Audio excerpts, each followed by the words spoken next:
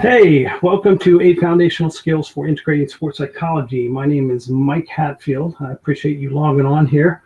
We're going to cover mental skills techniques for sport, business, and life. You're going to need a pencil and a piece of paper. This will take you about 45 minutes or 60 minutes to go through this broadcast. It will be recorded, so you can stop it and go back at any time. The purpose of today's webinar or video presentation is that I believe that nowadays coaches, parents, teachers, athletes recognize the importance of psychological training, but simply don't know how to implement the training. So I firmly believe in sports psychology skill, positive psychology skills, mental skills training. I've seen them implemented with great success, not only on the athletic field, but over the past 5 or 7 years, I've been teaching special forces soldiers, and I've seen elite level warriors throughout the United States and on an international level have great success using these same foundational skills. The purpose of me producing this video is that I believe that everyone should have access to mental skills training. Life is tough. These are basically life skills that can be rolled out regardless of the environment, whether again it is sport, business, or everyday life. So the overall goal for today is that you're not only going to be able to learn the foundational skills that I believe are some of the most important ones that you can integrate immediately into your daily life, but hopefully you are primed for learning more and you want to be able to implement the mental skills training into your practices or your business or at home. Doesn't matter what. So let's go ahead and get started here. The warm-up. All I want you to do is take in your pencil and your piece of paper and write down your name on the piece of paper.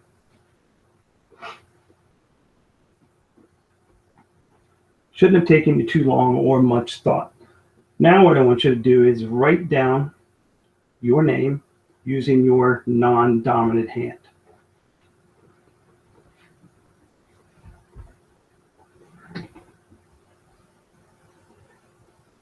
As I'm sure you just discovered, and you probably knew before you did this, the writing with the non-dominant hand should have taken you longer than the dominant hand. And we're going to discuss that in detail a little bit further on in this video broadcast. But understand that we're talking about automated processes. We're kind of human beings, we're creatures of habits. We've got all these mini habits throughout our daily lives because our brain wants us to work as efficiently as possible. So you didn't have to put a whole lot of thought into writing with your regular hand, but you were a lot slower and had to actually consciously think about writing with your non-dominant hand. And the reason I'm talking about that is because some of the skills might seem cumbersome at first for you. Take time, but over time and with practice you will get better, just as when you first learned to write you were slow and cumbersome and probably didn't do it very well. But now, while it might not be the best, it could be chicken scratch like mine is, it is quick and without any conscious thought, and that's what we want to move you towards when it comes to mental skills training. Second thing that I want you to do is write down your initial thoughts right this moment. What are you thinking? Raw, uncentered, it's just you and the piece of paper or whoever you're watching this with. So nobody is judging you other than yourself. Take 15 seconds and write down just what the random initial thoughts that you have right this second, please.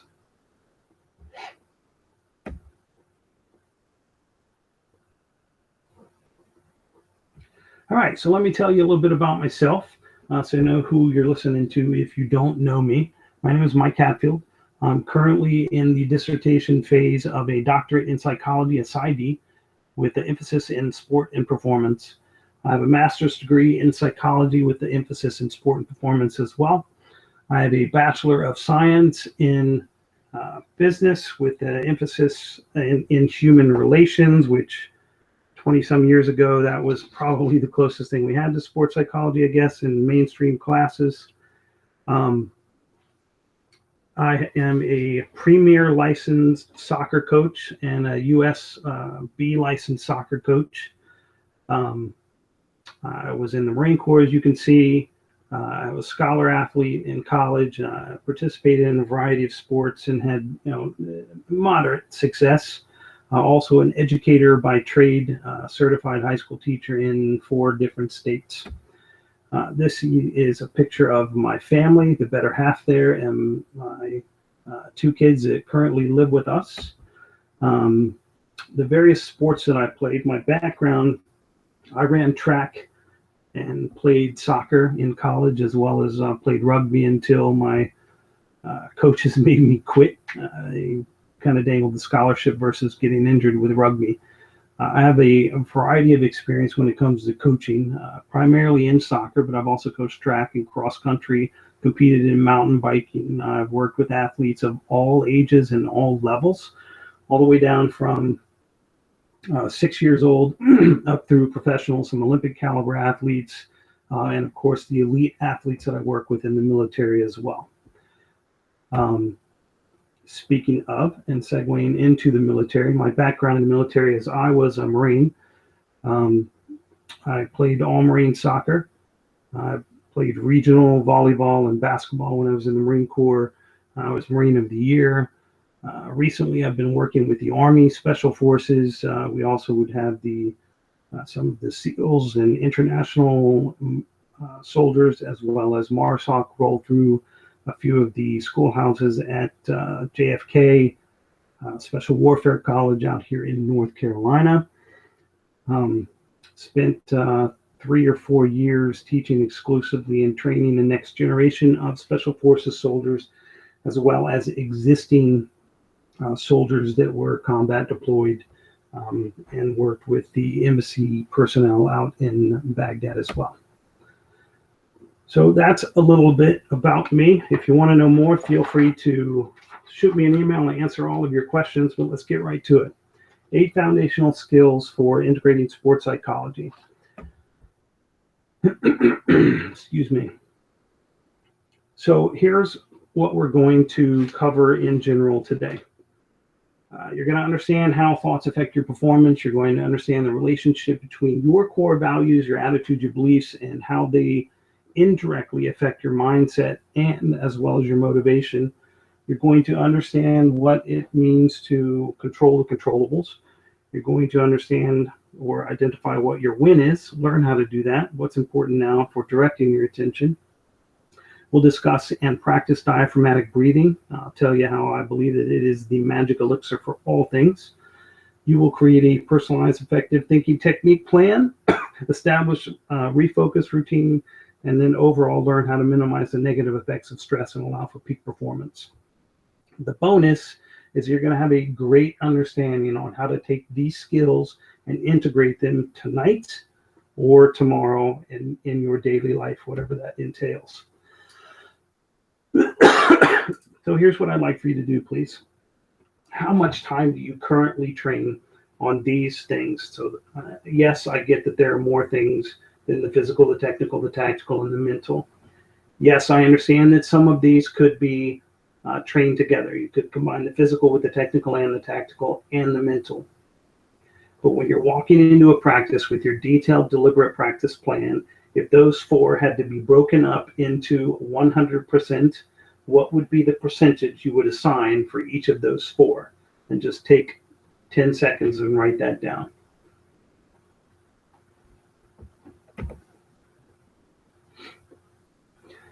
All right, so when a lot of people I talk to, when we first discuss what they think of when somebody needs mental skills, they think of the negative, they think of the choking. So here I just have NFL players, and this is just from the last season's playoffs alone, but you can see number 3, he's a field goal kicker for the Minnesota Vikings, and he missed what everybody claimed to be this easy 27-yard field goal.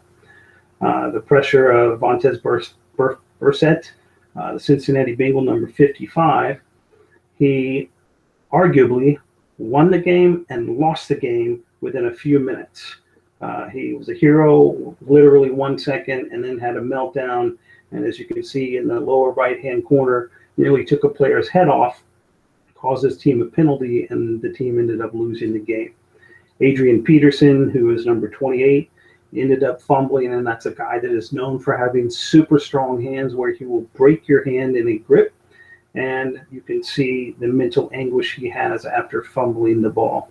I mentioned these players because typically we tend to forget about the psychological aspect of sport or of life until it's too late, until something goes wrong. So obviously you're already ahead of the curve because you're listening to this seminar on the 8 foundational mental skills to be able to integrate into your life. If you look at the bottom left 2 guys, Aaron Rodgers and Russell Wilson, those 2 guys really pay attention to the mental skills, really pay attention to, they get so deep into it, they actually meditate, but just look at the difference in the body language. It is easy to be able to spot this in a handful of pictures, and regardless of the scenarios of who is having a good day and who is not having a good day. But let's move forward and let's talk about how we can work on some of the prevention side of things and not just the downfall. Jumping right into it, step 1, thoughts affect performance. This is taken from a model. It's a model that I created for myself, but I did not create the foundation of this model. It's just an easy way for me to be able to explain it to people. So there are events in our life. Events happen. We have zero control over these events, but when this event happens, we typically have a thought about that event. That's our interpretation or our perception of said event. Depending on our core values, attitudes, and beliefs could dictate what our thoughts are going to be about said event, and those core values also ultimately end up driving our overall mindset. So our thoughts about that event that are driven by the core values, attitudes, and beliefs lead to response. The responses are either emotional or physiological, or it could be a combination of the two. We could get happy, we could get sad, we're driving in traffic, we have thoughts that we hate traffic, and it leads to this physiological response where we're giving somebody the #1 salute out the window. So those responses end up affecting our performance and ultimately our life and our well-being. If our thoughts dwell too much about the past events, past activities, past things that happen, and it can lead to states of depression. If our thoughts tend to dwell too much about the future, now we're worried about what might happen, and all of the anxiety is going to build up. And so those are 2 areas, the past and the future, that we can't control. But ultimately, what we can control is our thoughts about the event, and whether we're in the past, whether we're in the future, or whether we're just focused on where we are right this moment and what we can control. And ultimately, as we're going to cover a lot in the next 40 minutes, the only thing we really can control are our own thoughts. So here's an example of an event when it comes to a sport-related activity. Penalty kick. 12 yards from the goal, 36 feet. 24 by 8 feet. The goal doesn't change. The penalty spot doesn't change if you've got a well-marked field, right? One of the best penalty kickers in the world, Cristiano Ronaldo, whether you like him or don't like him, he goes into a penalty kick and he says, all I do is I look at the net and I just say, take the kick. So the event doesn't change. People are very good at this in practice. They put the ball down, they kick. But the second you start adding all those players on the field, the second you start adding the fans in the stands, or you put different levels of goalkeeping, then the individual can perceive that event to be different.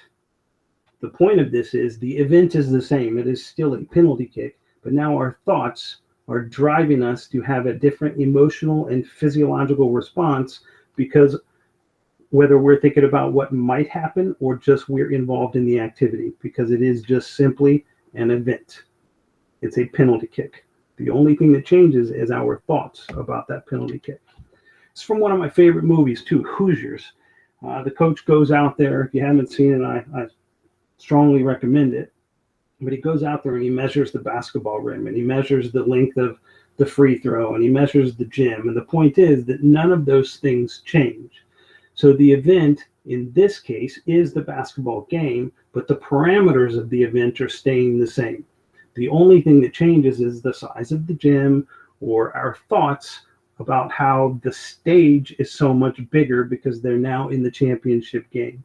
But the game is still the game. The free throw is still the free throw. It does not change. That is just an event. Here is another one, sports analogy, and there's going to be a lot of them today just for the ease of conversation. A putt.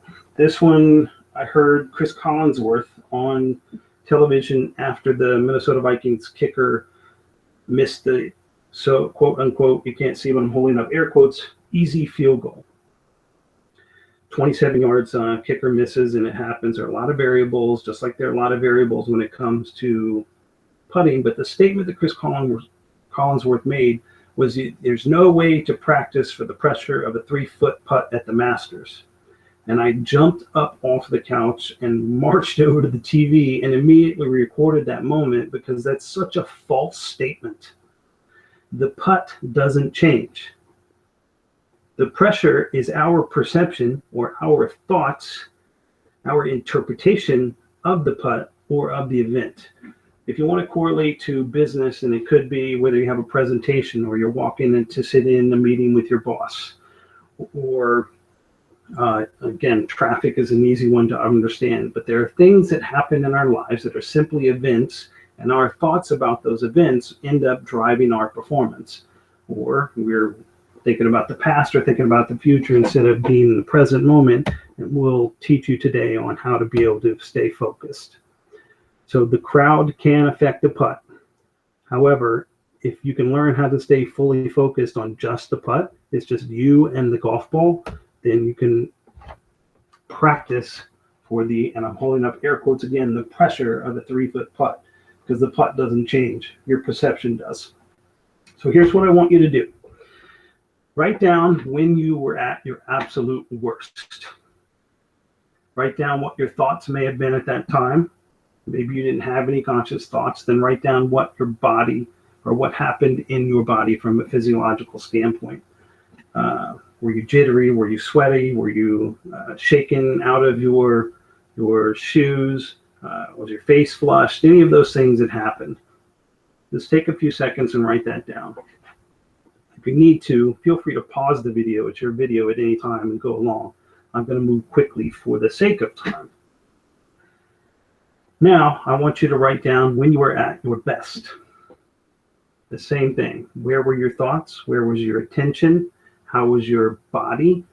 What were your emotions? Were you happy? Were you sad? Were you super motivated? Were you dreading walking into that meeting? Or were you hating the fact you didn't want to take that penalty kick or that free throw or that putt? What were your thoughts in relation to your best and your worst performance? I'll give you about 20 seconds to complete that.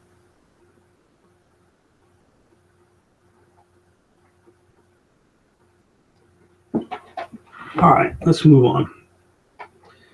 So life isn't A to B. I'm sure all of you are very aware of that. But quite often, life is just like this mountain trail. It's got switchbacks, it's uphill. Even if it switchbacks and goes downhill, you're so tired from walking uphill or hill that your legs are tired. So we want to be as prepared, not only physically, but mentally as possible, because our mind drives our body when we're going up this mountain. We're going to get tired. Our body's going to tell us to stop, but our mind has the capability to tell us to keep going or to tell us that it's going to be okay and we can move through it. Excuse me. So here are just a handful of the skills that you might see hiking up that mountaintop, or that you might come across in your daily life that apply from a sports psychology standpoint. You know, concentration, rehabilitation, peak performance, anxiety regulations. Do you have an attitude statement? Is there, what kind of self-awareness have you implemented in your life? Are you using any kind of scientific aspects to monitor or manage your sleep? Do you know what your prime activation level is? Do you know what sleep debt is, or self versus task focus? These are a lot of the areas that can be discussed when it comes to sports psychology. There's no way we're going to cover all of those things today. So all we're going to focus on are these main concepts or mental skills. And we're not even going to talk about all of these in depth. I could spend 2 hours talking about every single one of these competencies. So the thoughts, attention, energy, goal setting, imagery, motivation, core values, attitudes, and beliefs. We've already covered that thoughts affect performance. Attention is really going to be an important aspect of this, because what thoughts we attend to are going to drive that performance, that response that we were talking about. Depending on the thoughts that we're attending to will dictate the energy levels that we have and whether we are self-aware enough to know that we're too amped up or we need to get ourselves motivated. I'm not going to spend a whole lot of time on goal setting other than to touch on the fact that goals help direct your attention. And if they're tied to core values, attitudes, and beliefs, then it will increase your motivation. And then imagery is one of those comprehensive skills that once you understand how your thoughts affect your performance, how to regulate your attention, how to regulate your energy, then you could use imagery to be able to combine all of those skills and maximize your performance even more. Very, very valuable skill. All right, so mental fitness doesn't grow if you only try these techniques once. So I just covered how thoughts affect your performance. If you're walking into a seminar or a video presentation like this thinking, I'm not going to get anything out of that, then you're 100% accurate. You're not going to get anything out of it.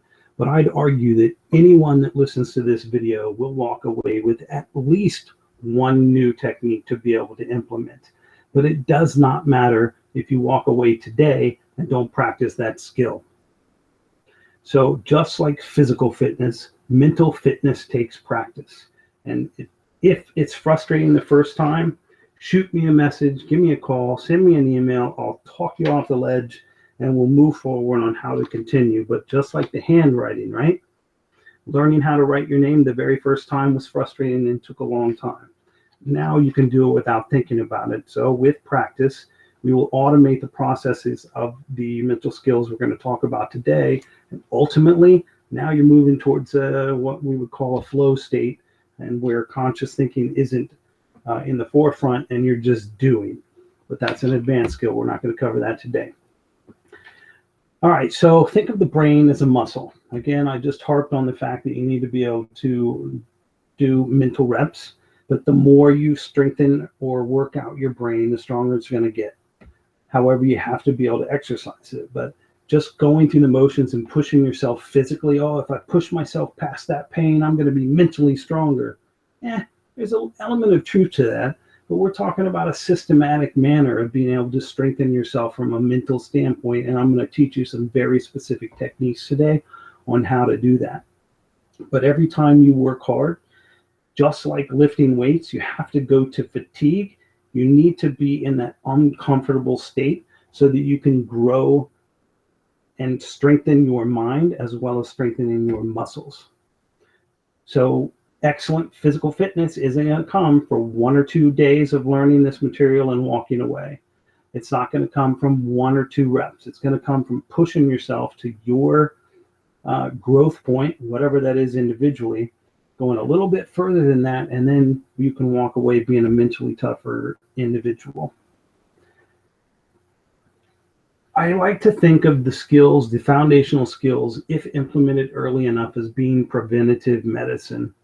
We live in a very uncertain, messed up world.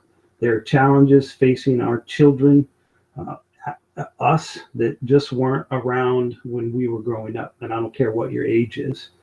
So having an idea of how to integrate or how to use effective mental skills techniques, even if you walk out of here only understanding attention, thoughts, and energy, you will be a happier, healthier individual in the long run.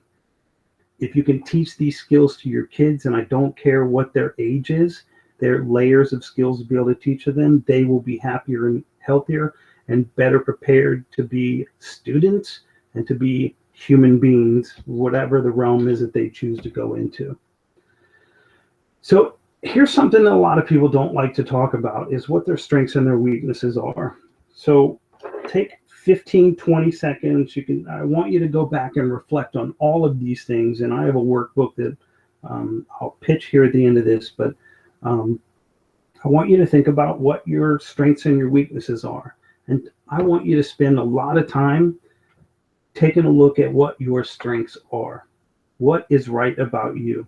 What are you good at? And I don't mean just from a physical standpoint, but after you write down how beautiful you are and how strong you are, I want you to think about mental toughness. What are your strengths from a mental standpoint?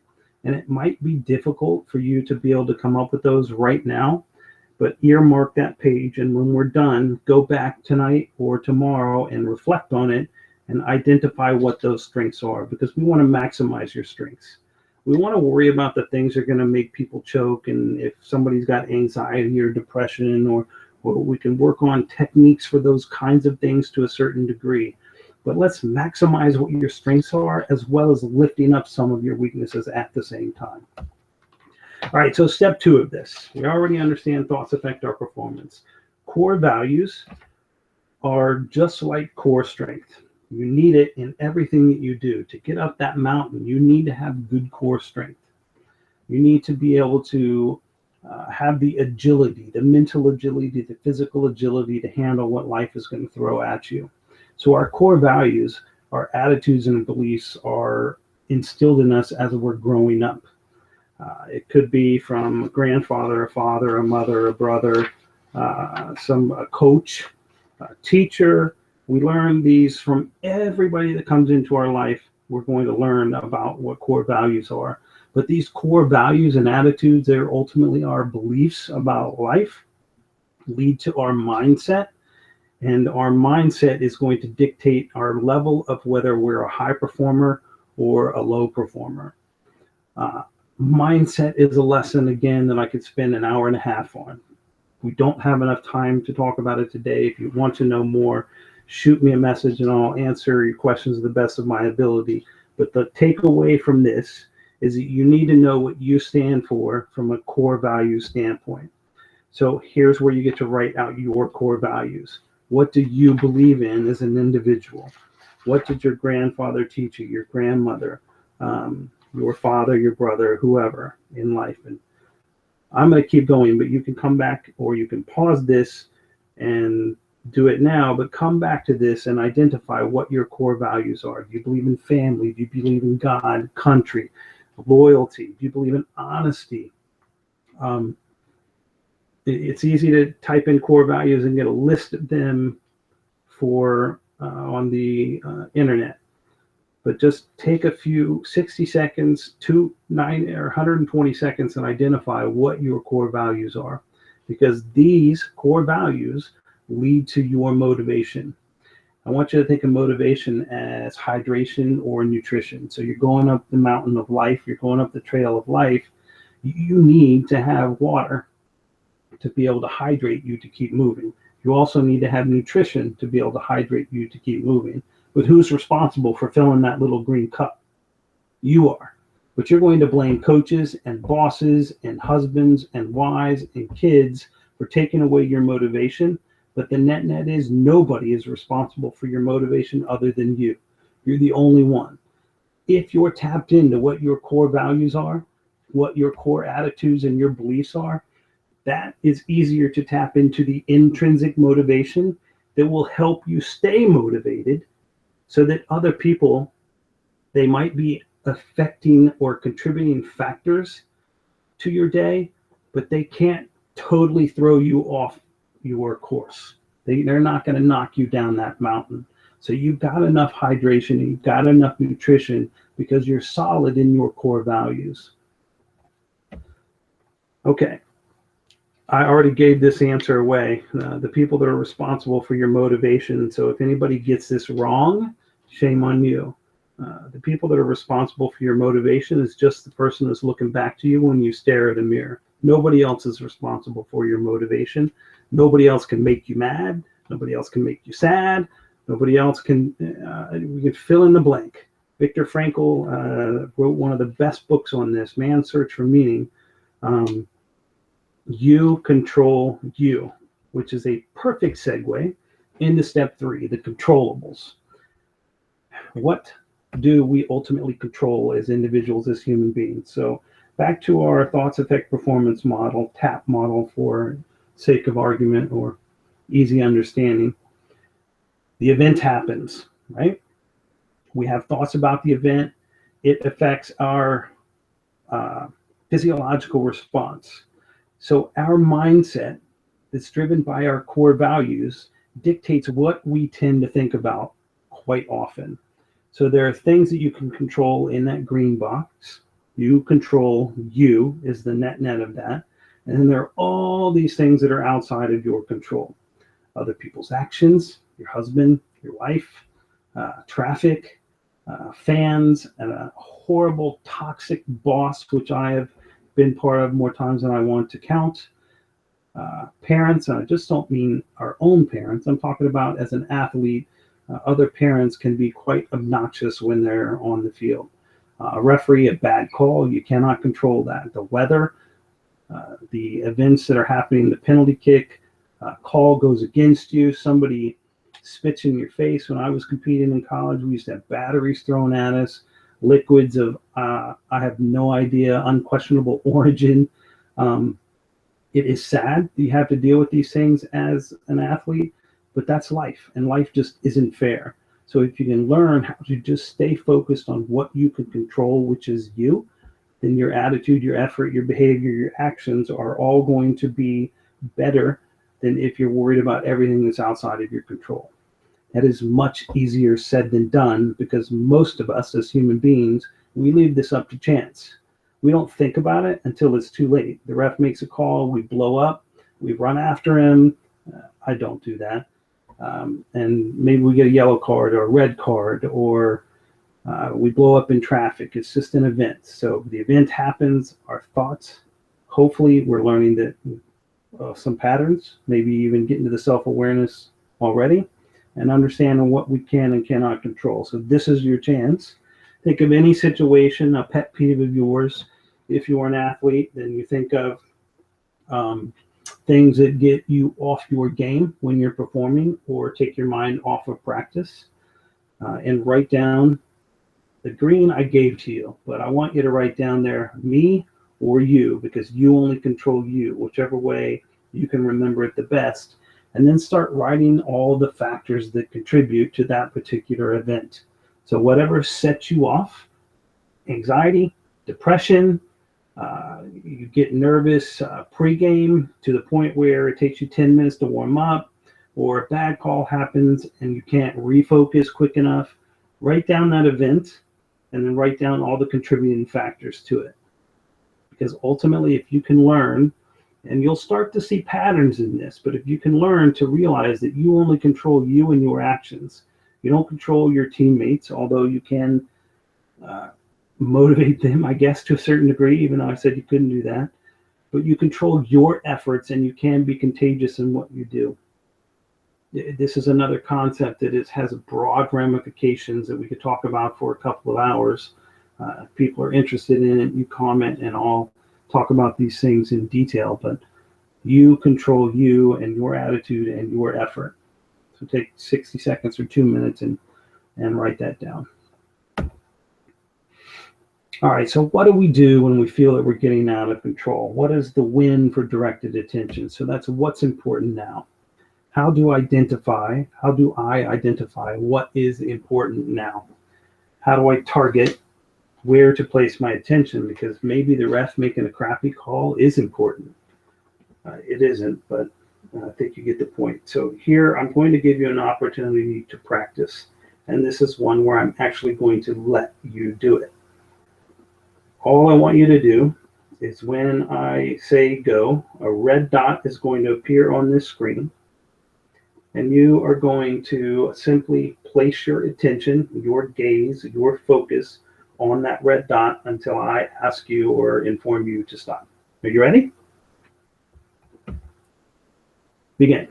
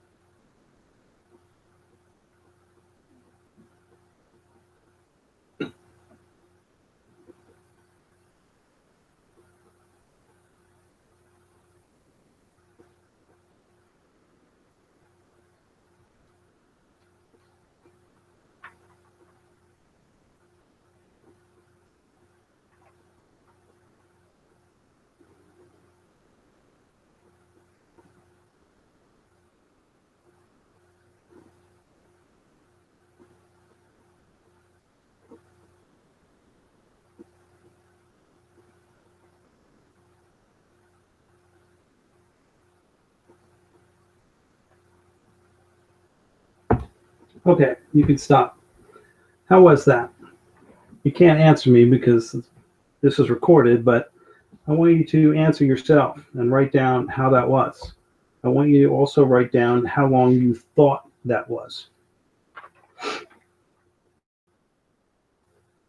2 minutes seems like an eternity. I'm the one sitting here. I've done this hundreds of times, yet that right there still seemed like it was taking forever to me, even though I had a timer in front of me. So the point of this exercise is, one, to teach you how easy it is to practice holding your attention, and two, to teach you how difficult it is to pay attention for as few as 2 minutes. That's 120 seconds. It's really challenging to place our attention at one thing for very long. However, attention's an endurance sport. You can train your attention to be better. You can have attentional endurance, or more importantly, we're not going to cover it today, but you can have this thing called mental agility. Nidifer talks about this, and being able to toggle from one thing to another, and from internal to external, and from broad into narrow. There are all these exercises that can be done to enhance your attention. But imagine if you were a coach and you were talking to your players for 30 minutes at a time. How difficult is it for them to pay attention when you know right now how challenging that 2 minutes was to listen to or to watch? So you understand what I'm talking about that. So here's the net when it comes to attention. Attention is where everything from a mental standpoint begins and ends, period. You like that dramatic effect I had with the red dot? Everything that we talk about and we're going to teach begins and ends with attention.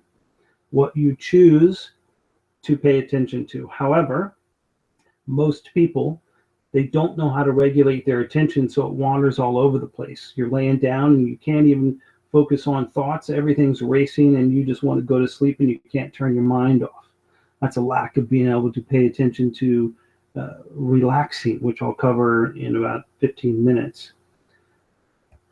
Let's talk about how to maximize this. So how do you identify what you should be paying attention to? Back to that mental agility statement. So we want you to place your attention on the present moment, right? So thinking about that thought bubble, if you will, not the past, not the future, but the present. Your thoughts about what you're doing right that moment.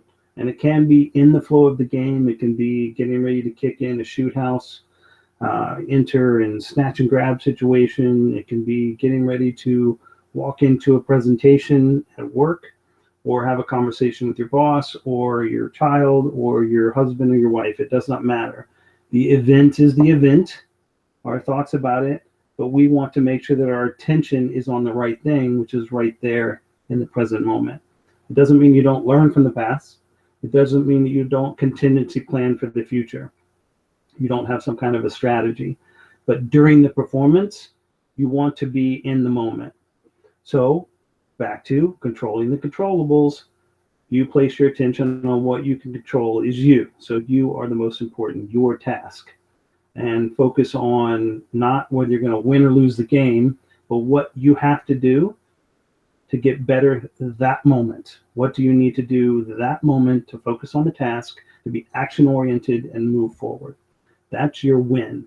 So to remember that is, if you feel yourself, if you're self-aware enough to know that you're losing control, then you take a nice deep breath and you ask yourself, what is important right this second? Where do I need to be placing my attention? If you're out of control, you can go back to the controllables worksheet. You write in the activity or the event that got you all stressed out, and then you put yourself in the middle, and then all of the things that were outside of your control. If you're wasting any energy on those things you cannot control, it is a waste of your energy. If you're a movie buff, and this is a segue, I like to do that a lot, but the Tom Hanks movie, Bridge of Spies, the actor that was in prison, I don't want to give it away, but Tom Hanks is mystified throughout the movie in various situations where he comments in some manner about the prisoner not responding. And all the guy does is calmly look at Tom Hanks and said, would it matter? So you have control over whether you respond or don't respond.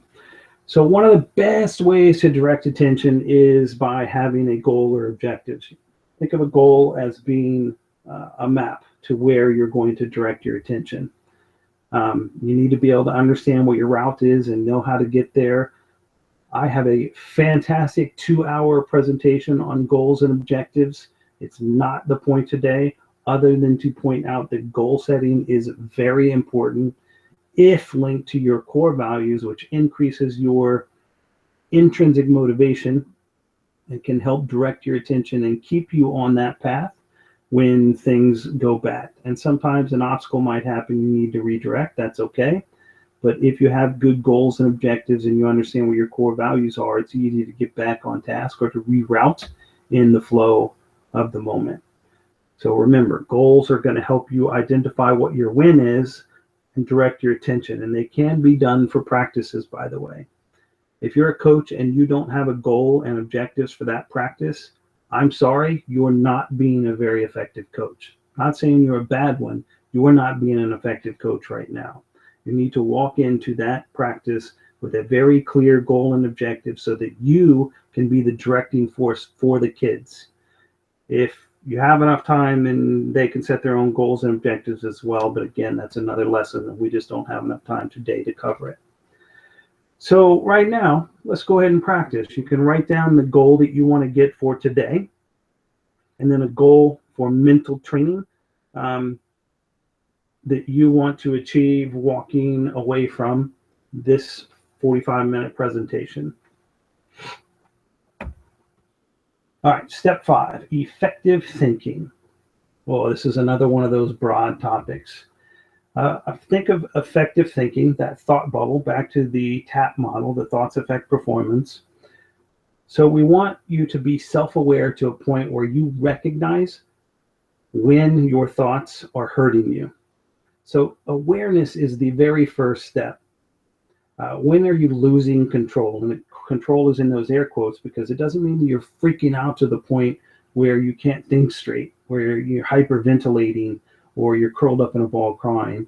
It just means that maybe you're complaining about the weather when you're about to play a game, or you're concerned with, again, the referee's call, or maybe you are thinking about the mistake that you made and now you don't want to get yelled at by the coach, or you don't want to be embarrassed by the girlfriend or boyfriend that's on the sideline, or you don't want your father to be embarrassed when you come after the game and he's telling you all the things that you did wrong, and you're playing for the praise versus playing for your own enjoyment. So being aware of whether your thoughts are helping or hurting you is one of the first steps for capturing whether your thoughts are effective or ineffective. Now, Zinedine Zidane is arguably one of the best midfielders to ever play the game of international soccer. If you Google the 10 most shocking moments in World Cup history, the announcer literally asked what he was thinking, because this guy is magical.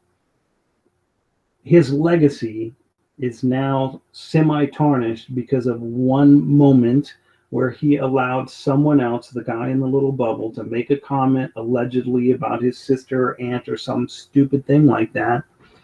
He allowed it to get in his thoughts. He lost impulse control for a second, headbutted the guy to the point where it slammed him on the ground, got red carded, and then France lost the World Cup championship in penalty kicks. And Zidane is one of the best penalty kick takers of all time.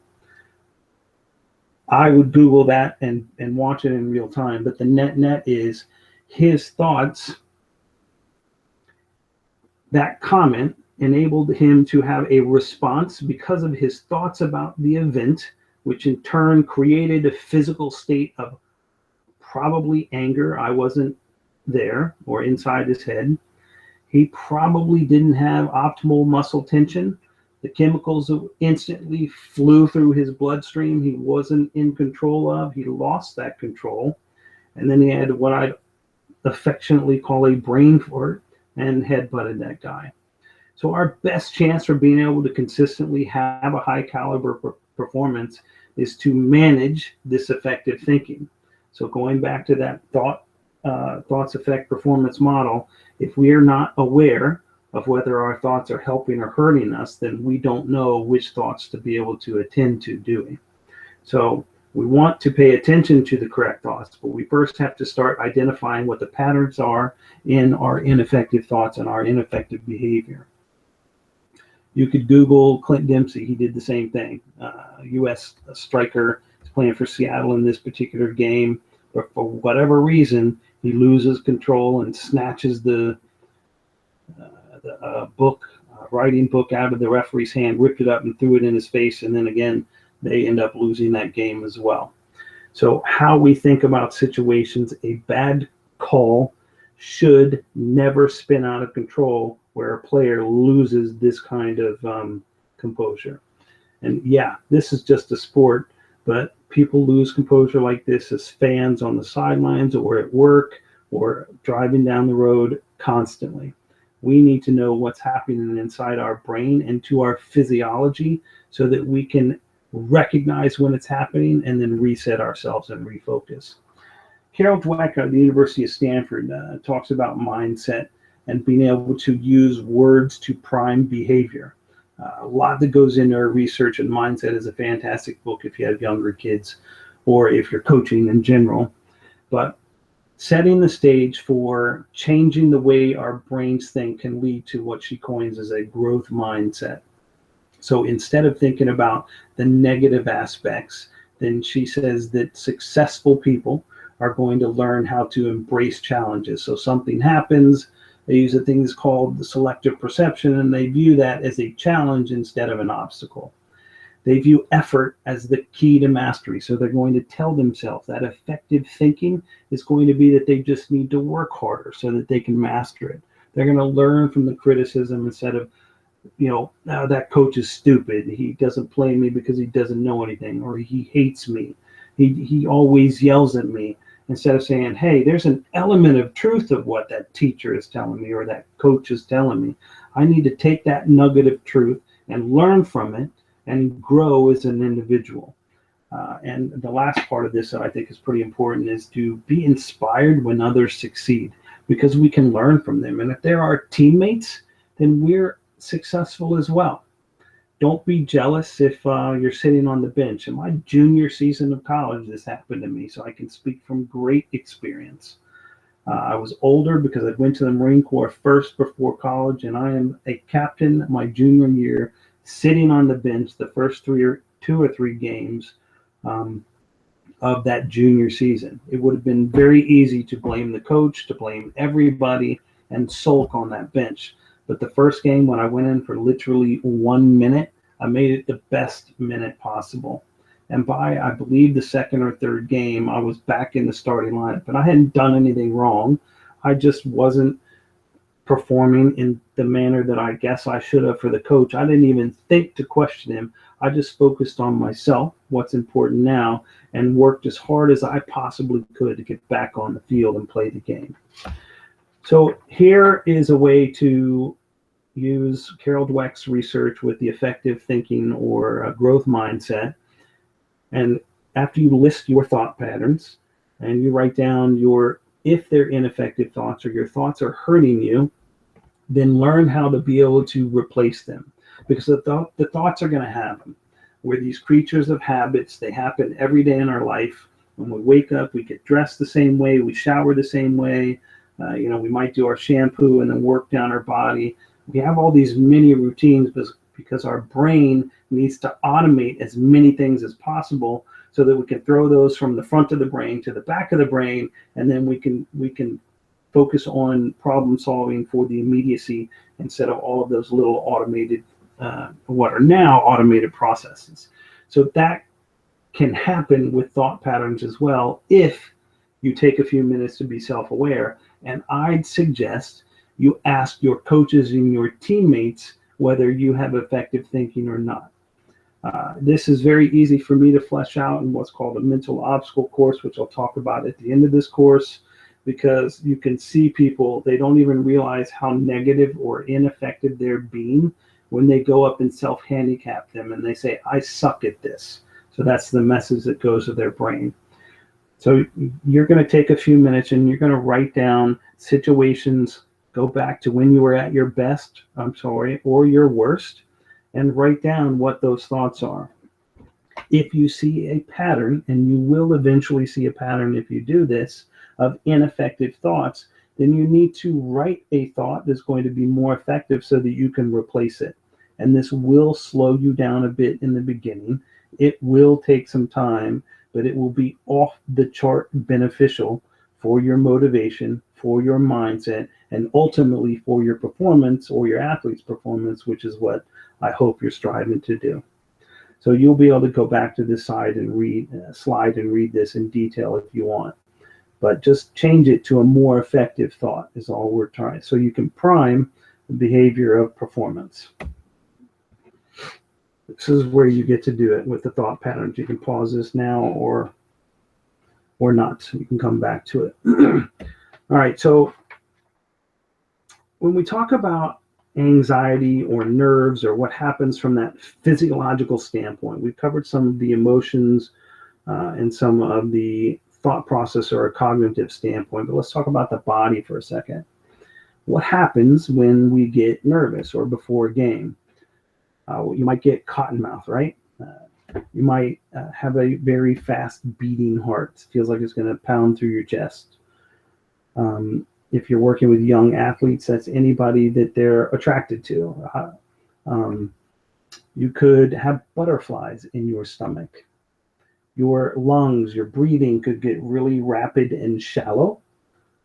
You might sweat, whether it's in your armpits, your hands, or your face, all over. You might have to pee, or you might have to poop. These are all physiological responses to the fight or flight syndrome, which is the activation of the SNS, sympathetic nervous system, that we typically misinterpret to be a bad thing. Before a game might mean that you are alive and you're anxious and you look forward to that feeling because you know it's go time. However, you have to know where your activation levels are. Or is it going too far where it's going to be a hindrance to you? Or are you right in that sweet spot so that you're jazzed up and you're ready to go and you're ready to perform, but it's not going to be a detriment to your performance? So the first step is understanding what happens to you from a physiological standpoint. How does your body react to stressful situations? Or, if you're listening closely, your perception of events that leads to your interpretation of whether it's stressful or not stressful. But the myth is that sometimes these things are bad. The fact is that our body is designed, it is hardwired to work at its absolute best when all of these things are activated, because it shuts off all the resources that your body and brain doesn't need so that you can fight or take off in flight. And the last one is puke, but we don't need to cover that. All right, so I discussed a little bit about the sympathetic nervous system, but what happens in your body is it activates all of the hormones and the cortisol, and the adrenaline needs to be pumping through into your body, and your heart's going to beat faster so that the blood is pumping so that you can take off and perform well. The problem is you can't sustain that for very long, and you'll be just exhausted if you're carrying around this kind of physical activity for a very long time. It's why sprinters, they actually start slowing down after about 20 or 40 yards in a 100 meter sprint. It's who can hold on the longest. But stress releases all of these hormones as well, and they could be just seeping into your system, and over time, now you're talking about chronic health issues. You're talking about chronic disease that can weaken your immune system, it can weaken your bones. There are all sorts of arguments and research articles of what the detriments of carrying around too much stress can do. And I'm going to cover how to be able to combat that in a second.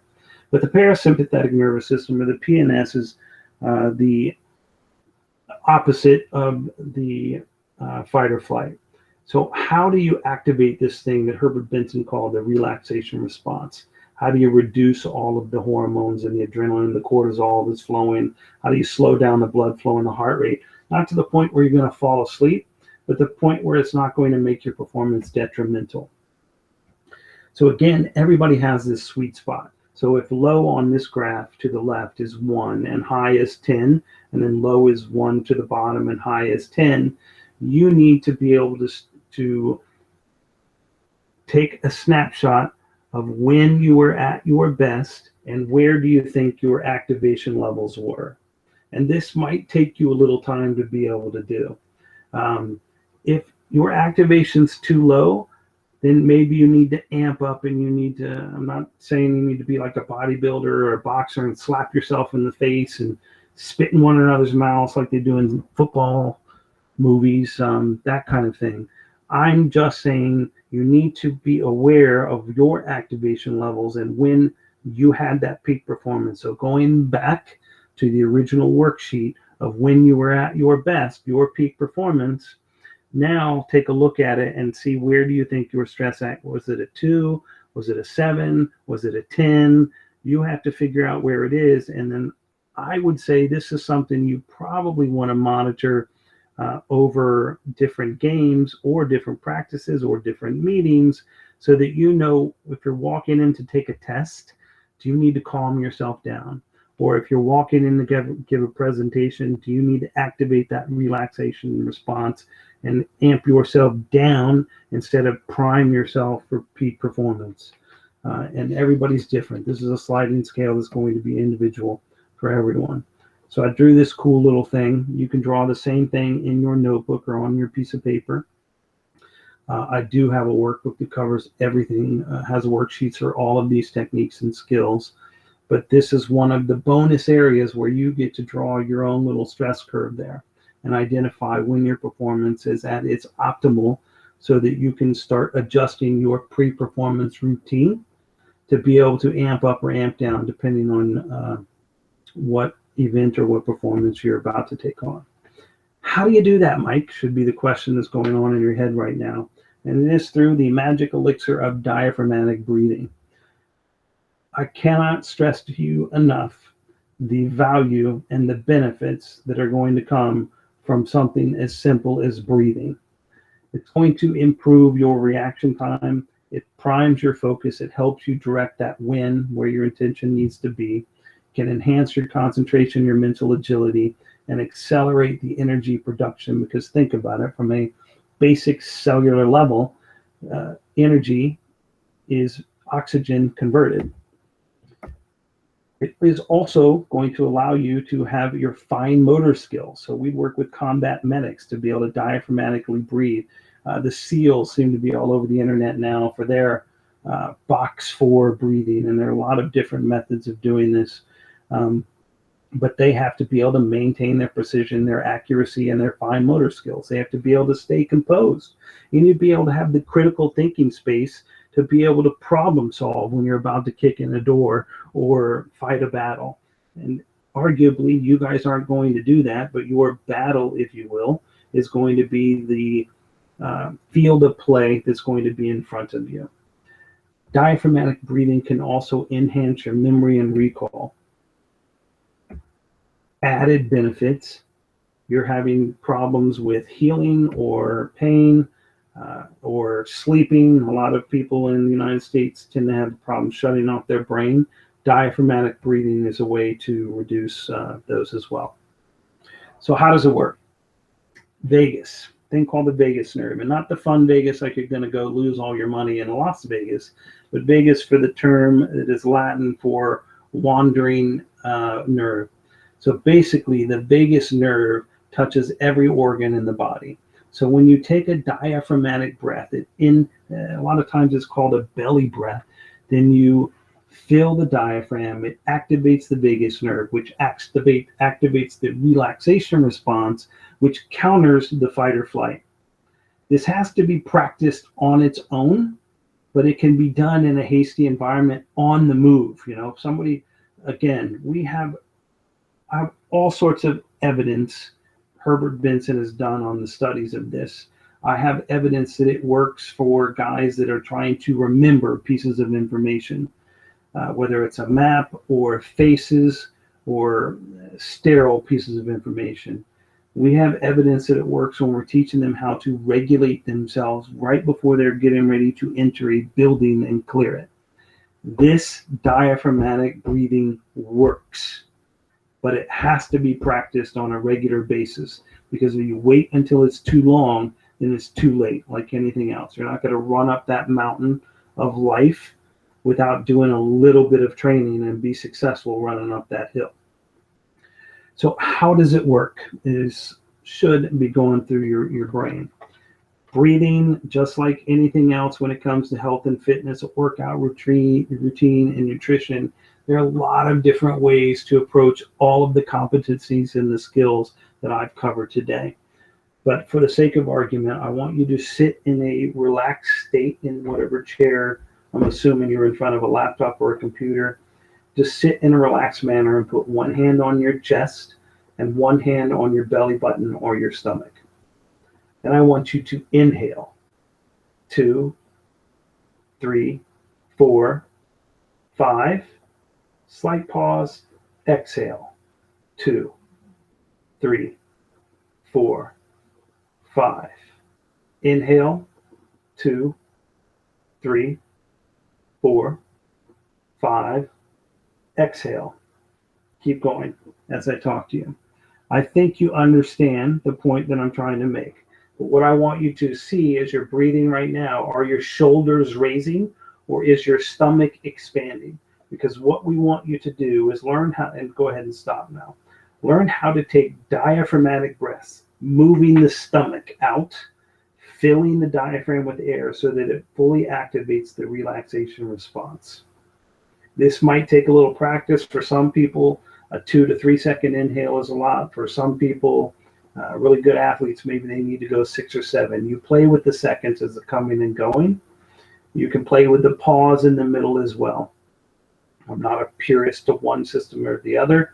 3 to 4, 4 to 5 second inhale, exhale seems to work. You can inhale through the nose and exhale through the mouth if you'd like. If you're a worrier or a person that has problems with ineffective thoughts, then exhale the bad thoughts and the poison and the stress and the negativity and the pain out, and inhale the positivity, the effective thoughts, the strength and conditioning, and you can continue that inhale and exhale. That's kind of tough for a lot of people to accept, especially when I was training warriors. It's difficult for them in the beginning, but I always make this bet that if you try this for 1 week, and I only mean 5 days, and you don't see benefits in how you feel and how you sleep, then I'll buy you lunch. And I've made this bet for over 3 years, and I still have yet to have to buy anybody lunch.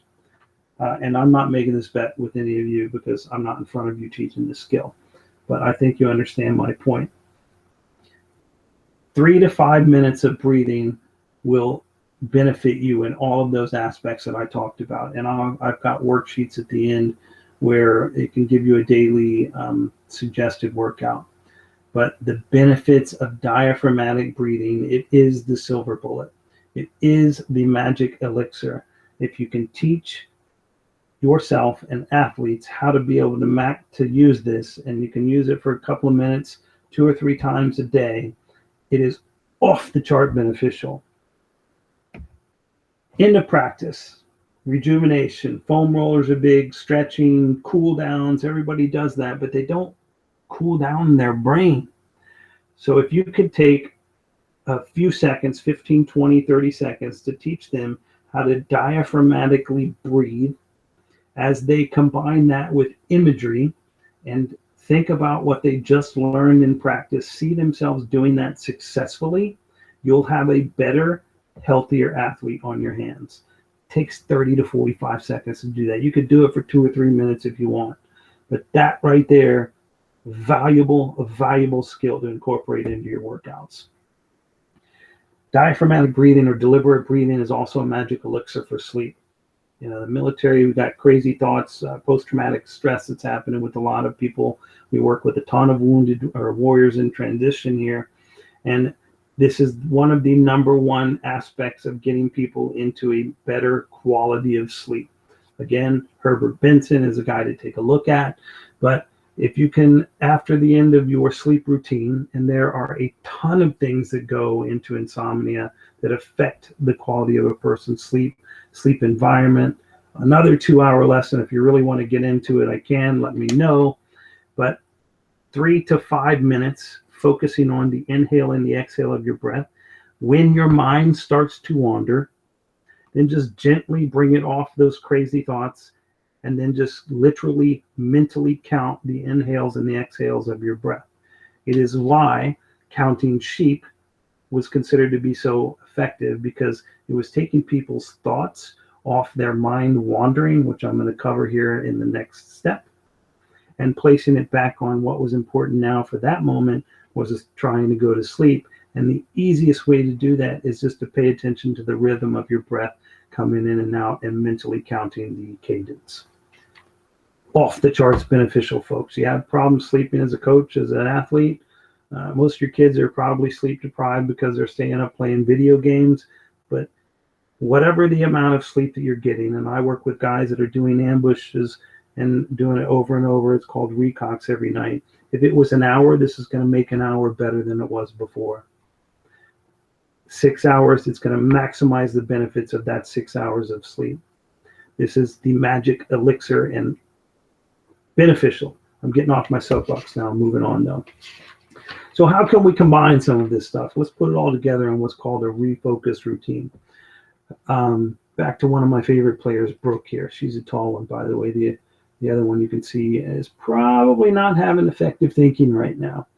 So Brooke is clearly focused on a ball coming in. Sustained focus can happen, but mind can wander. And if that girl in the back punched Brooke in the back or pushed her, it would be easy for her to focus on that athlete instead of the ball coming in.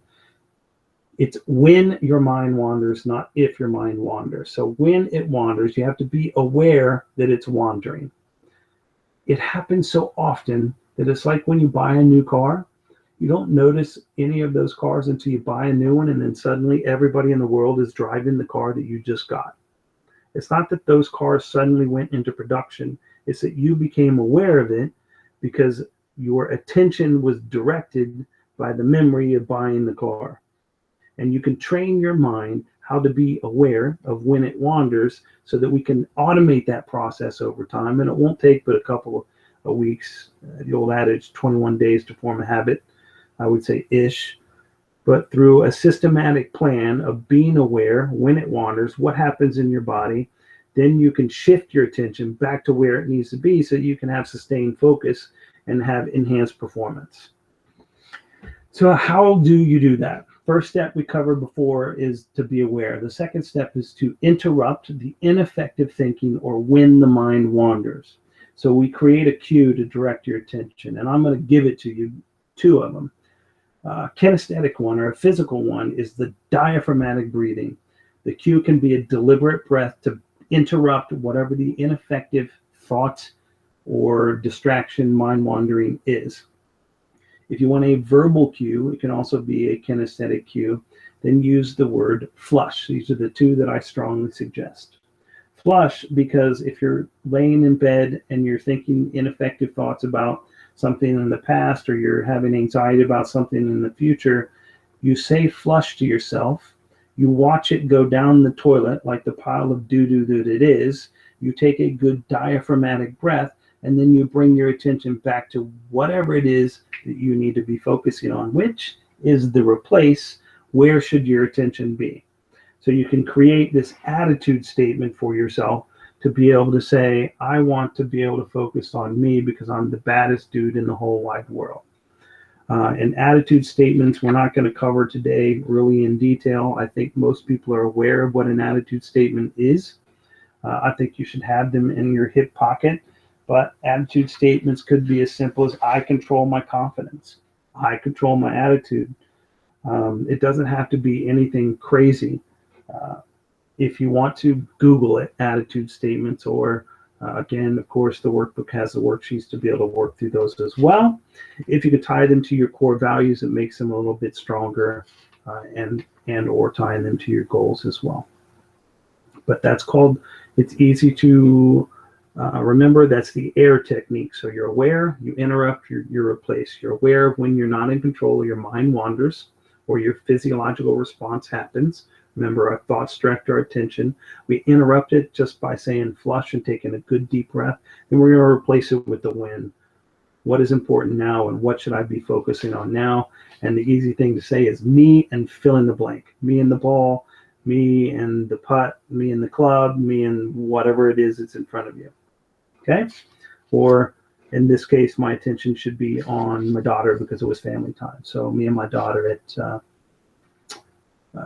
whatever that lake is, one of the most beautiful places in Oregon, by the way, Crater Lake.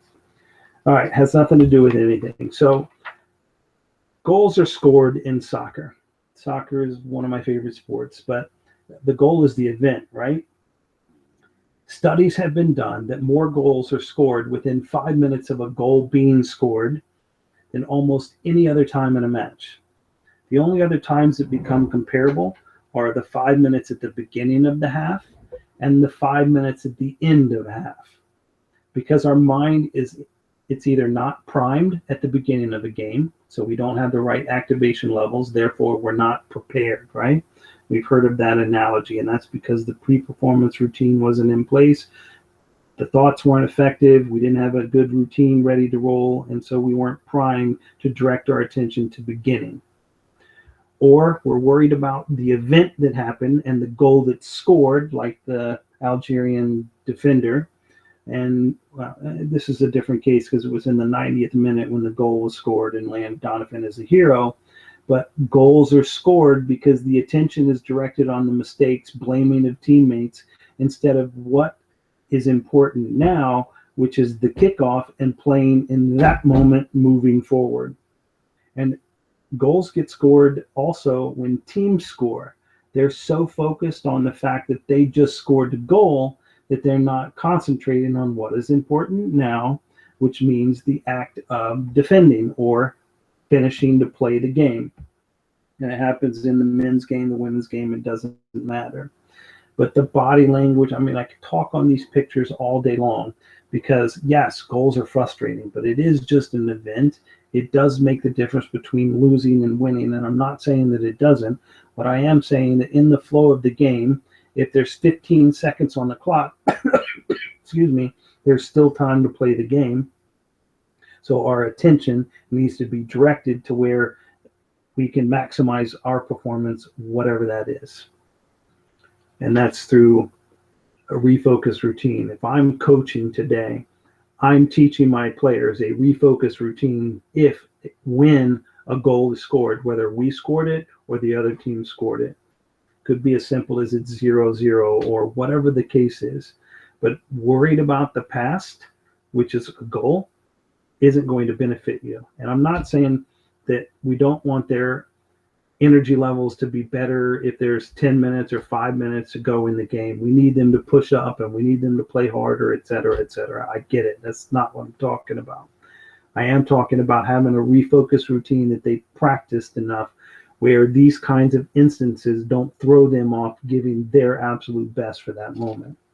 And that's the power of a refocus routine. So here is where you get to create your own. So the first step of awareness is to knowing what your body, what happens to your emotions and your physiological response when your mind wanders or you're under stress. What are you going to use to interrupt it? What is your cue going to be? And how you refocus or replace the ineffective thoughts with an effective thought. And I take some time to have this refocus routine, steal the one I stole from Dr. Ken Ravizza, one of the best sports psychology professionals out there, in my opinion, and use the flush technique combined with a diaphragmatic breathing. And in case you noticed down there, if I was doing this real time, I'd spend probably 3 to 5 minutes coming up with refocus routines for different scenarios. You can have more than one if you want, but they should all include the magic elixir. Nobody right now is asking what the magic elixir is, right? If you are, please punch yourself in the face. No, I'm kidding. That's a joke. It's deliberate breathing, and hopefully you all knew that. All right. So back to the handwriting example. I covered this in the beginning, but I want to hammer this into the ground because it is going to take time to practice some of these skills. Now, I don't mean 20 and 30 minutes a day, but what I do mean is you can easily integrate these within 30 to 60 to 120 seconds throughout the day to where you're practicing 5 or 10 minutes. You will have to slow down and dedicate some self-study time to be able to go over what your activation levels are, where your effective thought patterns are, how do you need to prime yourself for the performance that you have tasked. Those things will have to take some time to be able to do, but they don't have to take away from practice. If you've discussed those, or you just send your athletes to watch this video and they work through it in the workbook, then they come into practice. You just ask them what their refocus routine is when you see them out of control or their mind's wandering. They're not paying attention. Hey, what's your refocus routine? Practice it right now. Or at the end of practice, you do the recovery. So the net is they're learning something new.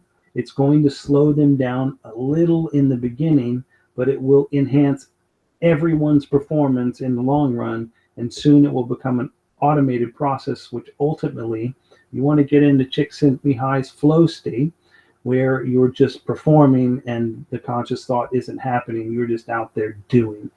But that happens because people are very, very good at the mental component of the game. You don't get into a flow state if you're not mentally tough. All right, so overall, stress we talked about is basically your perception, your interpretation of events, and it's everywhere. It is all around us, and often stress is just improperly or attention directed where it shouldn't be, meaning it's not in the present moment, it's either in the past or in the future. This is very easy for me to say and very easy for you to hear, yet very difficult for most people to consciously be able to take a hold of. It's arguably one of the most challenging things is to regulate attention, i.e. regulate the mind wandering issues, if you will. One other important takeaway, though, is the response part of that TAP model.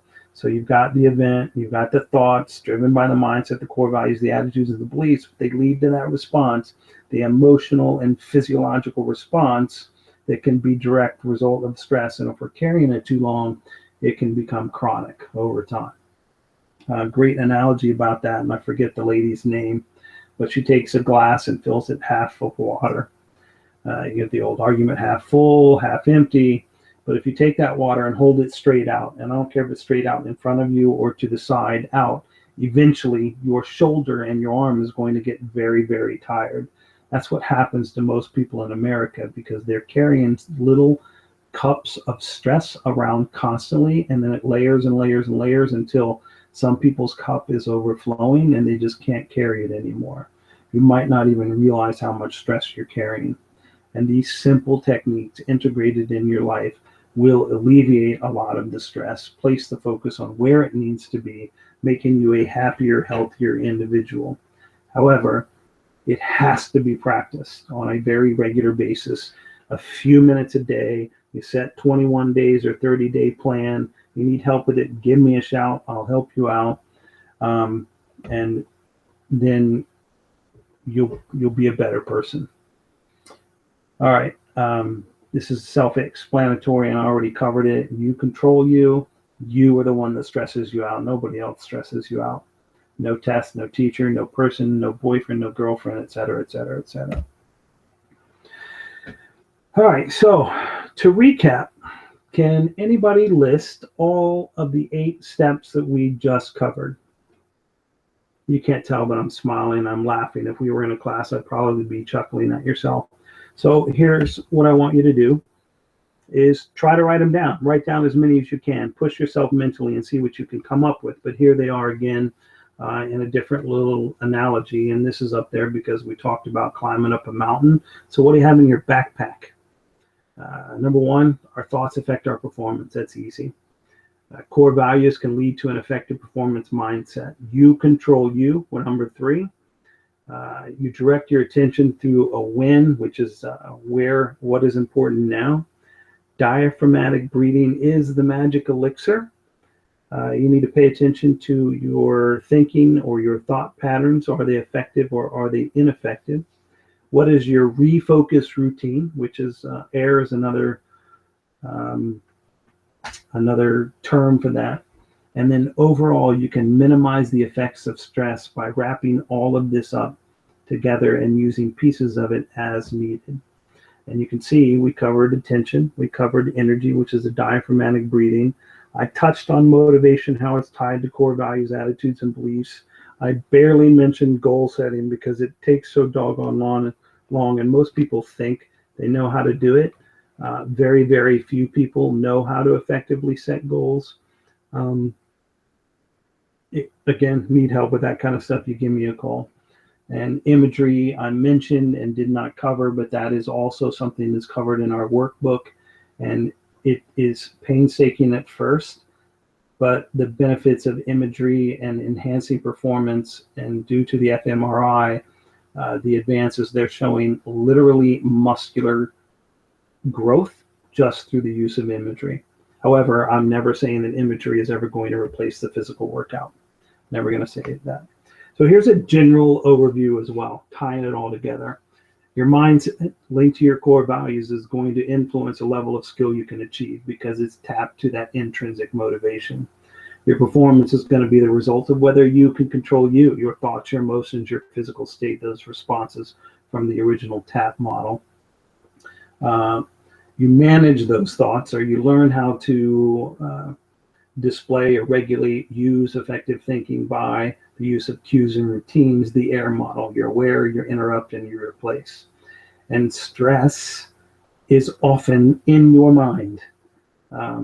If people can learn how to handle bullets flying past their head, I feel great confidence that you can learn how to regulate the stress, the perception of stress that is in your mind. And I have tons of books and literature on any of these things. They are all based on empirical evidence. If you are a reader, I'm more than happy to give people the information that they'd like to be able to use this. So we just covered those 8 or 9 things in, 45 minutes. But there's a thing that Ebbinghaus coins as a curve of forgetting. So you can see that the top 100%, whatever you learned, whatever you know right now, this second, 20 minutes from now, you're going to lose almost 40% of it, a little over 40%. Within an hour, you're going to lose 60%. So by tomorrow, you're going to have lost 70 to 80% of what we just covered, unless, and this is beneficial for your athletes in the classroom as well. We teach study techniques at the Special Warfare Center or college. 10 minutes. 10 minutes tonight, refreshing what we just learned, going over it, taking notes. Try to write out the TAP or the TAP, the model on its own. Try to write out the 8 foundational skills that we covered today. Spend another couple of minutes every day over the next week, and then you can see 2 to 4 minutes for 30 days.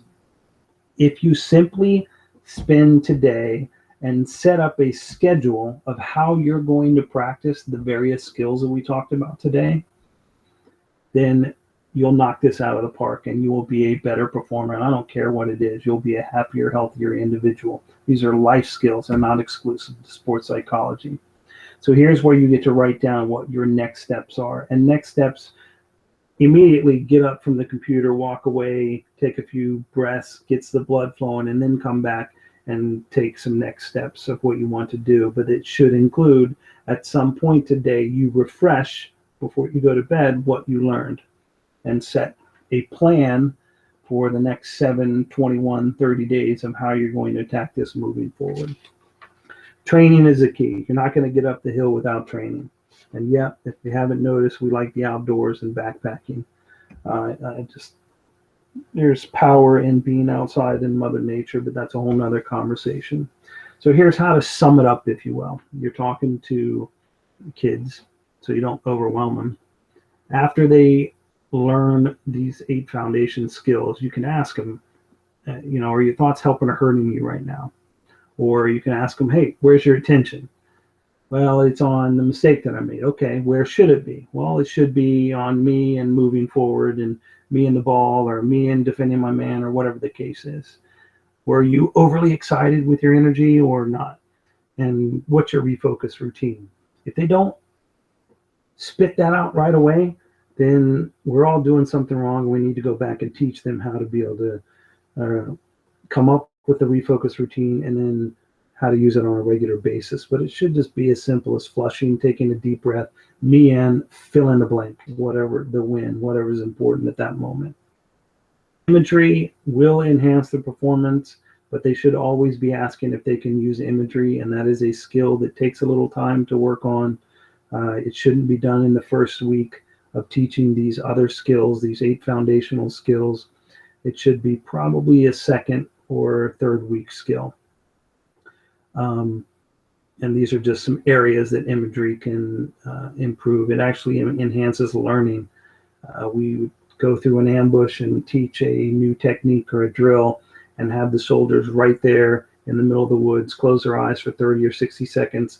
I want you to literally see what I just told you and then go do it. So it's called a mental rep, where you're going through a free kick or a play, a set play, or you're going through a presentation. All you have to do is close your eyes and see it, and it will enhance the level of learning that just took place.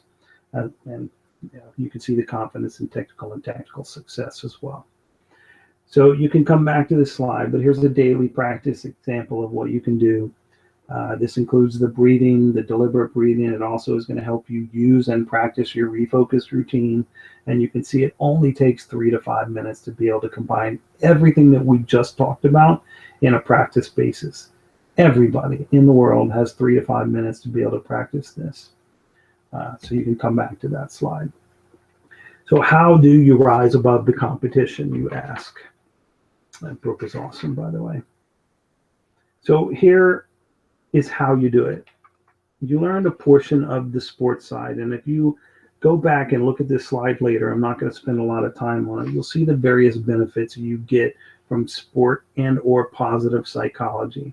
But it's basically being able to not only understand the skills, but understand how to apply these empirically validated, specific mental skills techniques to maximize your particular performance. But it is going to take time. It's not going to happen overnight. So I struggled whether to put this in the front of the presentation or the end, because I recognize that not everybody that listens to this is going to be a coach or care about a mental obstacle course. The best way I found and discovered I think I first started doing this in 2006 when I went to a full-time soccer coach. The best way to implement mental skills is in activity, because nobody likes sitting in a classroom. It's just boring. But a lot of coaches, they don't want to take time away from practice either, or it's too expensive to bring somebody like me in. Many coaches, including some professional coaches, believe that they already are implementing sports psychology skills, or it's so big and broad that they don't know how to do it. There's not a major league sport that does not employ sports psychology professionals. I personally have friends from my office that are in Major League Baseball, National Hockey League, NFL. Actually, that's a casual acquaintance. Guys that have gone from my line of work in the military to the professional ranks. It's not something I'm particularly interested in, but all elite level athletes are now utilizing some form of sports psychology professional to get better at what they do, to include businesses, which I'm going to cover in a few minutes. But businesses are starting, well, they employ me, but they're starting to employ their own internal full-time sports psychology professionals, because we're just talking about enhancing a person's performance through what you see are some pretty easy skills. So here's a package that I've come up with and tinkered with, like I said, since at least 2006, if not before that. Was able to fine tune a lot through experiences, trials, and errors in the military, working with special forces soldiers and getting their feedback. But it's a mental obstacle course. So the first time through, it's designed to activate the individual so that they make mistakes. We want them to make mistakes so that they can see the benefit of directing their attention and using diaphragmatic breathing to regulate their activation.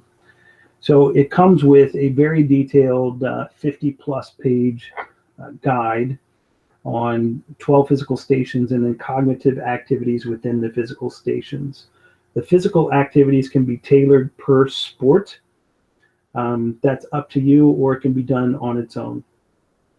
There are coach instructions of, yes, you're not going to be a sports psychology professional, but I've rolled this out with quite a few college and youth coaches already this year. And while it is a little bit more challenging than all of them believe, we've tailored it to be detailed enough and focused on just some of the key areas to where it is easy-ish to implement these mental skills. And then we teach what to look for, how to debrief it, what to talk about afterwards so the athletes get the maximized benefit. And then we can assist with any sport-specific customization tips as well. This is a ebook or a PDF that you purchase from us and you implement on your own. We will come out and deliver the training, but quite often that's sticker shock for a lot of people. If you think you want something like that to happen, feel free to contact me. We do that quite often with businesses and clubs too.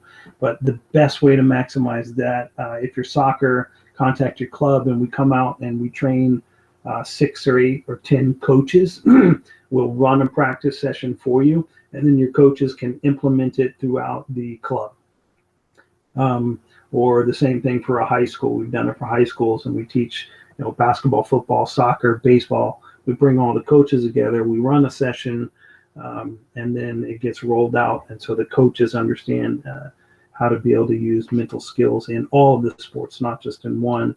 And it distributes a cost among sports, which makes it easier to manage as well, because it takes a lot of planning and travel time to get out there and do these kinds of things. But that's arguably one of the most enjoyable things that I have. So we're working with an open source model. And if you don't know what the software reference is, there is that when you purchase the mental obstacle course, you get access to a free Facebook group.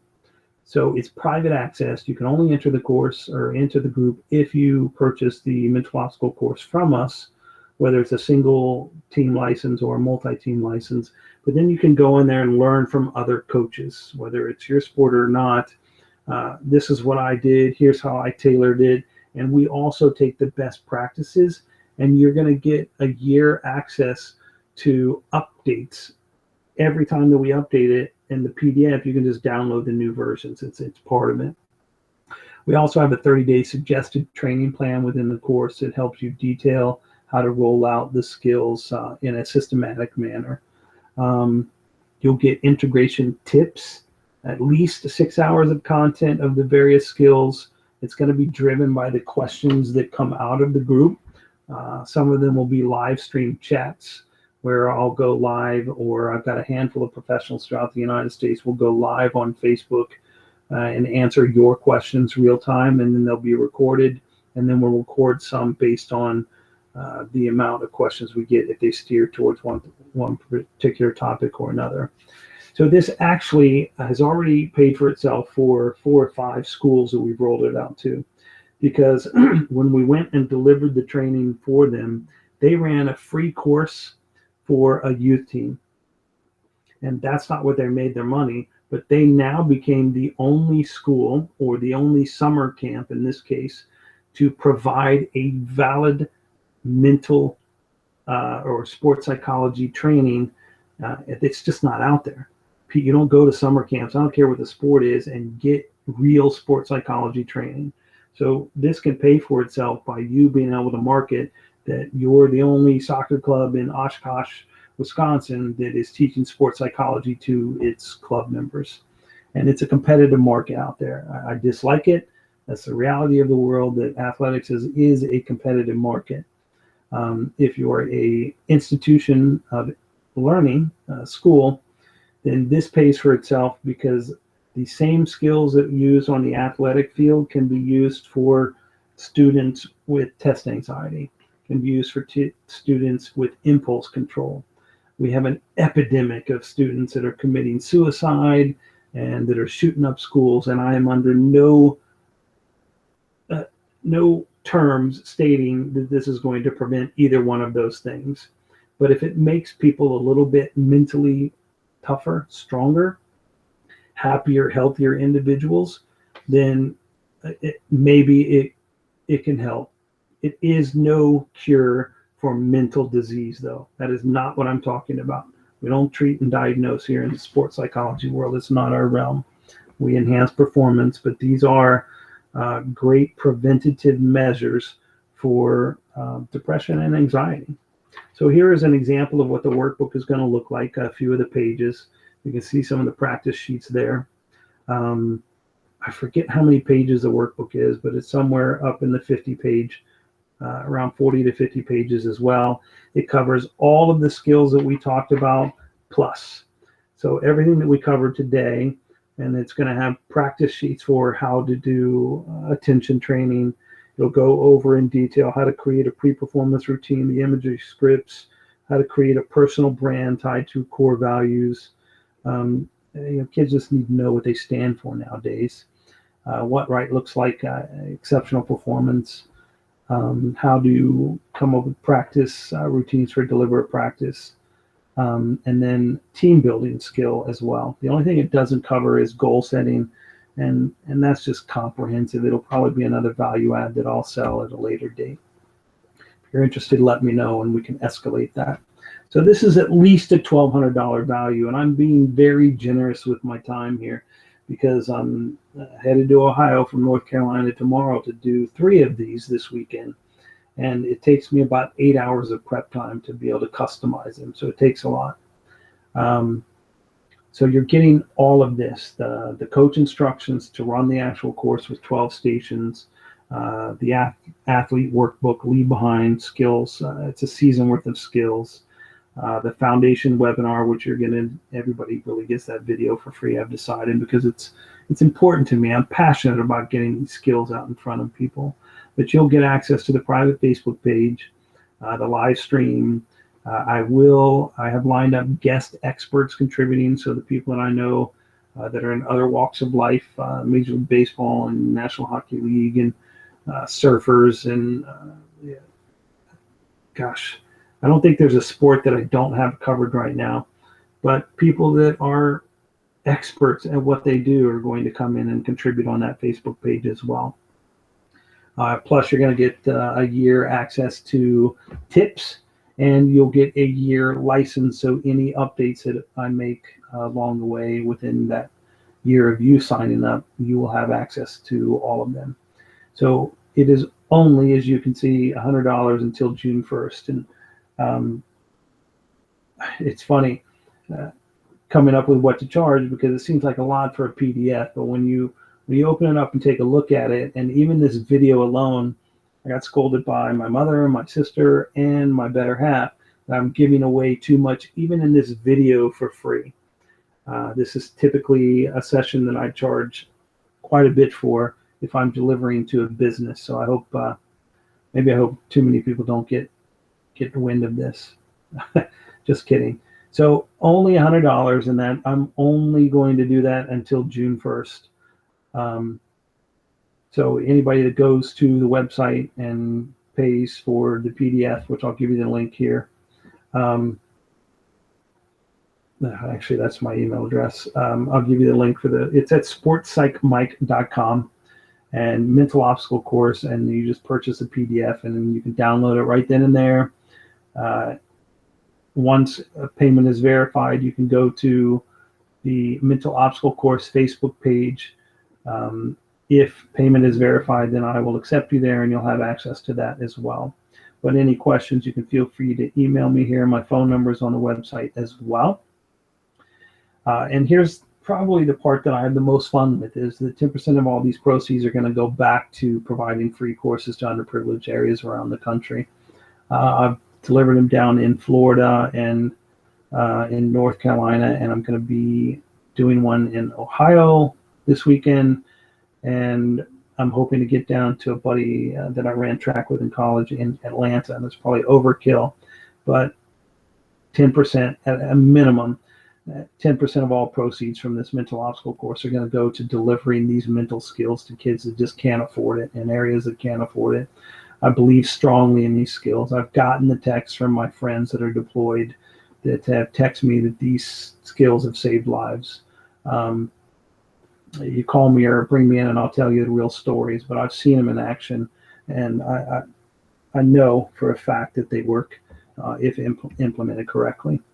So here's how you get started today. You just go to sportspsychmike.com, click on the mental obstacle course tab, and then purchase. It's as simple as that. You purchase, you download, ask me any questions, call me. I'm here as a resource for you. I'm not going to set it up 100%, but I'm here as much as possible for you. And if you can't afford to bring me in, depending on what region of the U.S. or the world you're in, then I've got people located all over the United States, one person in Germany, but all over the United States to be able to deliver this, and we can cut costs that way. So businesses, those of you that are thinking, wow, this would really be great at work, and yep, it is. So sports psychology skills, as I mentioned before, do translate to business. They're life skills. They're not just sports psychology skills, and there's increasing evidence that's coming out that it helps with employee productivity, keeps them engaged. I have surveys for behavioral trait assessments if you're interested in something like that. But all of the benefits that we covered throughout the day can be brought to your workplace as well. And for any business that brings me in, I'm not advertising this here, but if you're still listening and paying attention, you bring me in for your business, I'll donate a mental obstacle course to a underprivileged school in your area. I don't want to come to your son or daughter's team if they're loaded. Everybody, all the parents are rich, but the kids that don't have money that can really benefit from these skills. If your business brings me in due to this video, then I will provide, I'll go on record right now, I will provide a free mental obstacle course training to the underprivileged school in your area of your choice, because I'm already going to be there anyway. That's my deal to you, if you have stuck around long enough to hear that part, which kudos to you if you have. This is a redundant slide, so sorry about that, or I pressed the wrong button. Nope, it's a redundant slide that I'll have to correct. I highlighted this because it's important for you to know that I'm not just talking, and this isn't Mike Hatfield's opinion. There is empirical evidence that shows that sports psychology works. And it also can not only grow the performance of your team, but it can help grow the performance of your business. You can get the best of your employees, and you can have happier and healthier employees. And if you really want to go to the next level, then we'll evaluate them from a team building standpoint. Personalities, communication, learning styles, or attentional styles. It's an 8-minute survey, the best validated survey. It's not a fluff tool, and we can enhance the team work and team building of your company as well. That's through Culture Index. I'm licensed for Culture Index. All right, so if you want to have that competitive advantage to rise over your rivals, and you go to sportspsychmike.com and click on the mental obstacle course and you sign up. So this is life. And if you haven't been up to Maine and seen Acadia National Park, you need to go there. This is a sunrise that we hit there. But these skills are transferable to life. You could learn them, purchase this for yourself, take the workbook home to the wife, do it with the family or the husband, and you will have better overall health and well-being as a family as well. The individual mental obstacle course we are currently constructing. I have a template that is in beta version right now. For anyone that purchased the Mental Obstacle course, I will send the beta version of the individual workouts home, or I will send along to you if you just email me. You can see it there, mike@sportspsychmike.com. And all you have to do is contribute to the creation of it. What works, what doesn't work, what was difficult. It's based on body weight workouts, so you don't have to have a gym. And we will end up creating a version with you can do in a physical gym with weights, with dumbbells, or exercise machines. And all three versions will have an overall leader and leaderboard, so you can compare yourself to others throughout the United States eventually, and hopefully in the world. So that's it. That's the end of the presentation. And this is my golden bonus nugget for you. There's a website called bulletjournal.com, which I absolutely love. It takes a regular notebook and allows you to be able to create a timekeeping and goal-keeping schedule for yourself. So that curve of forgetting that we talked about earlier, you could use this very simple technique, and it's just a 4 or 5 minute video. It's not as long as what you just covered here. And you can learn how to set it up and then track your progress on a regular basis, because just like working out, you shouldn't be just showing up in a gym and working out. Hopefully you're not running practices without some kind of a detailed plan as well and an idea of what you're doing. So let's take the mental training to the next level and do the exact same thing. So that is my time for today. It has been fantastic talking to you. There is the information in how to get hold of me, sportspsychmike.com, Mike Hatfield, all about training your mind, and you need to train it on a daily basis, because you know what? You're important. I hope you've enjoyed this. I have, and I look forward to hearing from you guys and working with you in the future. Seacrest out.